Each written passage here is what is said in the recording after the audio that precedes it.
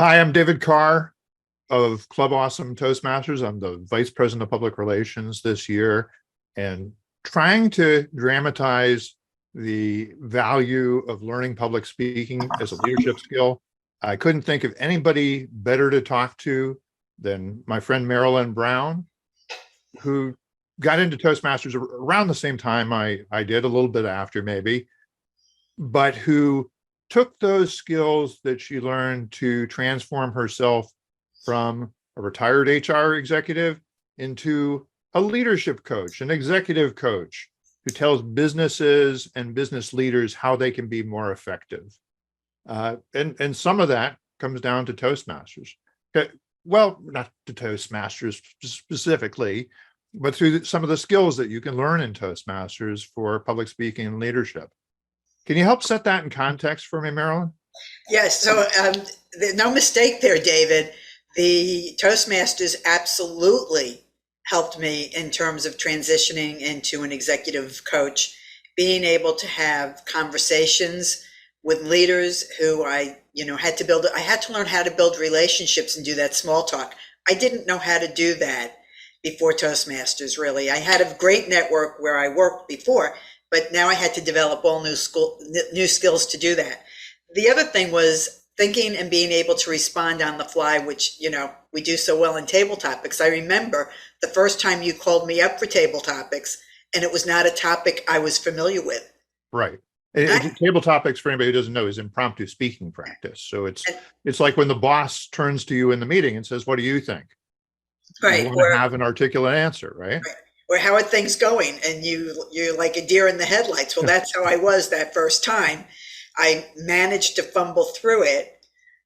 The second time you called me up, it was absolutely on a topic I knew, leadership. So I was able to talk about that forever.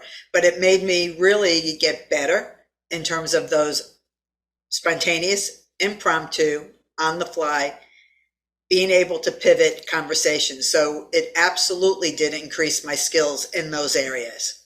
Well, kind of the cliche about Toastmasters that I hear is that this is where you go to get over your fear of public speaking. And you don't strike me as somebody who is ever afraid of much.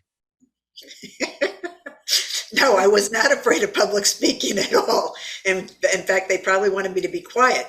But the thing is, again, I had a huge network where I worked before. I had worked for American Express for 25 years. And so I wasn't afraid to get up in front of those people. But now I was being thrown into a whole new arena with, content that I was learning, with businesses that I didn't know, relationships I hadn't built yet. So it was a whole different ballgame. I wasn't afraid, like it didn't shake me to my boots, but I always felt like there was somebody better than me that it was going to be criticizing me. So I had to improve. Well, I always say I wasn't afraid, but I probably should have been if I knew how I was coming across. My background, by the way, is Marilyn.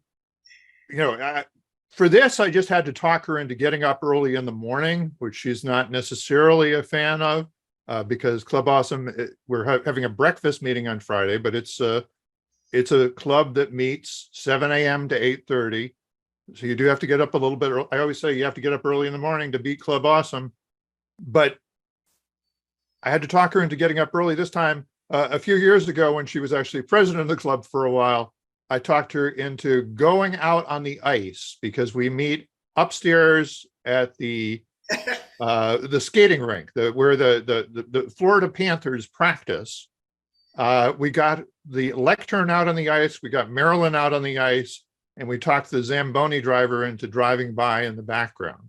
So she risked her neck for me for the sake of publicizing the club back then.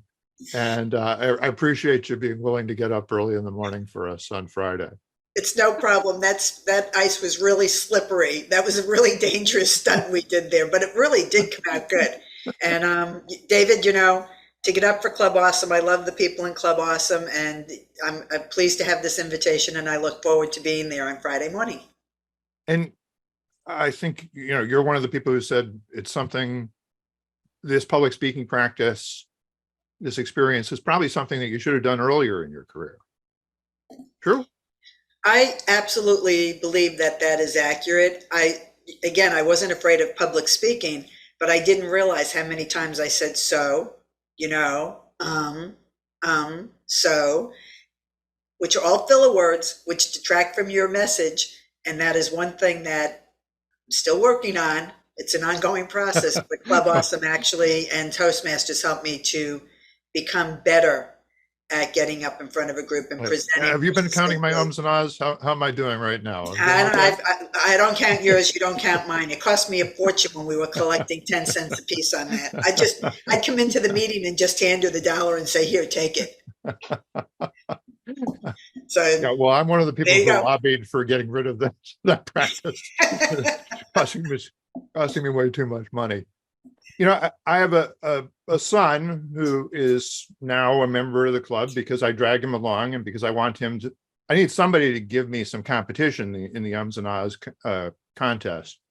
But just graduated from college, searching for his first job in information technology.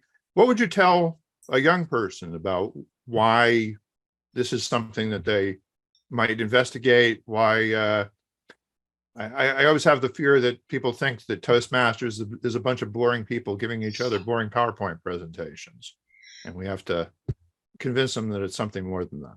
So, David, you remember the day I dragged my granddaughters into Club Awesome at 7 in the morning and made them do their introductions. And I've also dragged my nieces and nephews at clubs in New York that I've gone to visit when I've been up on Long Island. Here's the thing that I see, and this, you know, we've been laughing and everything, but as people are working more from home and all they're doing is being on Zoom meetings all day, solving problems, answering questions, you know, coming up with great ideas. What I'm seeing is that they're forgetting how to build relationships. They're forgetting how to communicate. Everything is a text message or a Teams message or an emoji. And I really believe that the young people who learn how to communicate effectively, the earlier in their career, the better, and the more successful they're going to be, because they are going to outshine the people who can't. And I have example of people who have sabotaged their own career because they never learned how to communicate effectively. So for young people, listen, we see it in the Bahamas, right? When we do a conference, the Bahamians all come to the conference. It's a rite of passage over there because they're in the tourist industry, insurance industry, banking industry. Mm-hmm. They are like, that's required in the Bahamas, and those people speak brilliantly. We need to get our kids to do the same thing here in the, you know, South Florida area. They've learned they need to learn. That it's a competitive advantage. Yeah, for those who don't know, we're in a Toastmasters district that includes South Florida, but also the Bahamas. So we're international in that sense. I haven't asked you directly, what will people learn if they come to your session on Friday? So what people will learn is that when we think about communication, there are core competencies that support communication. So one of the things I look at is, and one of the things we measure in our 360 feedback when we put people through our leadership journey process at People Tech is communicating with clarity. Only 27% of leaders have that as a strength, David. 27. That means that there's 73 that don't communicate clearly. And there are certain competencies that support that include composure, confidence, showing enthusiasm. And I'm going to talk about those competencies. I'm going to give examples of where I saw people get in trouble because they didn't have those competencies. And the cheapest, fastest, easiest way to get them, in my personal opinion and experience, is by joining Toastmasters. All right. Very cool. And not just because you want to become a keynote speaker, right? I mean, there's much more everyday skill than that, I think.